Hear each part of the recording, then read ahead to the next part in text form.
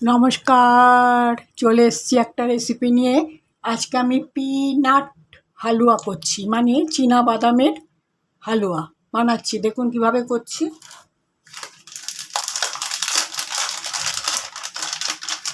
এই যে এটা চীনা বাদাম বা পিনাট, এটাকে আমি একটুখানি রোস্ট করে নিচ্ছি, তারপরে মিক্সিতে গুঁড়ো করে নিয়ে হালুয়াটা বানাবো।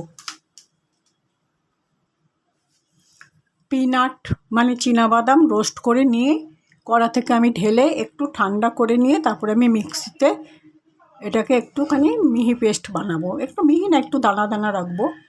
আর একটু ঠান্ডা হলে তারপরে আমি গ্রাইন্ডারে দেব।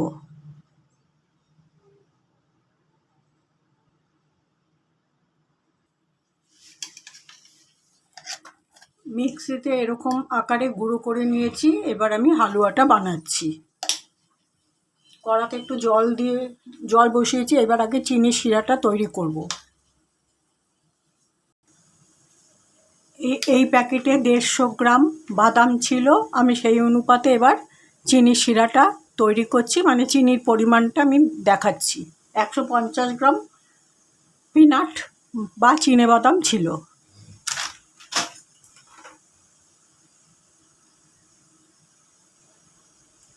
আমি দিয়ে দিচ্ছি এই পরিমাণ চিনি।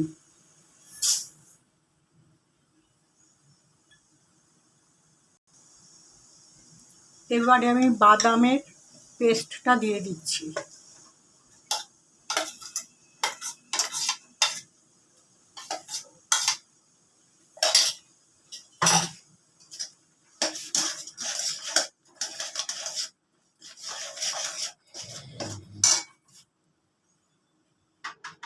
এবারে আমি একটু জয়িত্রী দিয়ে দিচ্ছি। আমি এলাচ দিচ্ছি না, জয়িত্রীর গন্ধটা আরও জোরালো হয়, এই জন্য আমি আজকে জয়িত্রীটা দিচ্ছি। এই যে এই পরিমাণ। এবারে দিয়ে দিচ্ছি সামান্য একটু ঘি।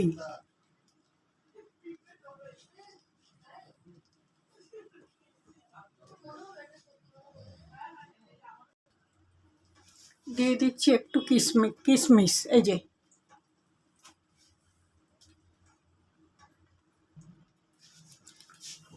পিনাট হালুয়া আমার তৈরি করা হয়ে গেছে।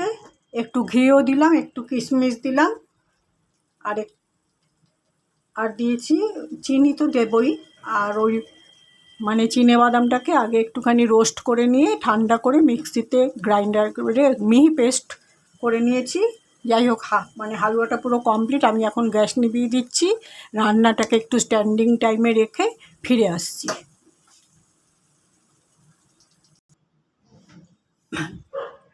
পিনাট হালুয়াটা তৈরি করে রান্নাটাকে স্ট্যান্ডিং টাইমে রেখে আমি পাত্রর মধ্যে ঢেলে নিয়েছি। দেখুন এরকম হয়েছে। আপনারা অবশ্যই একবার করে খেয়ে দেখবেন, খুবই ভালো লাগে। যাই হোক, আমি রেসিপিটা পুরোই শেয়ার করেছি। আপনারা যদি মনে করেন এলাচ দেবেন তো দিতেই পারেন। আমি এলাচ দেইনি, আমি দিয়েছি জয়িত্রী, অল্প একটু জয়িত্রী দিয়েছি, এলাচ দিইনি। আর কিশমিশ দিয়েছি। কাজু বাদামও দেওয়া যেতে পারতো। আমার আজকে কাজু বাদামটা ঘরে অনেক হয়ে গেছে, সেই কারণে কাজু বাদামটা দিলাম না। যাই হোক, কিশমিশ দিয়েছি অনেকটা। আমি আমার রেসিপিটা পুরো শেয়ার করেছি। ভিডিওটা যেখানেই শেষ করলাম। আগামীকাল একটা নতুন রেসিপি নিয়ে আসবো। সবাই ভালো থাকবেন। নমস্কার।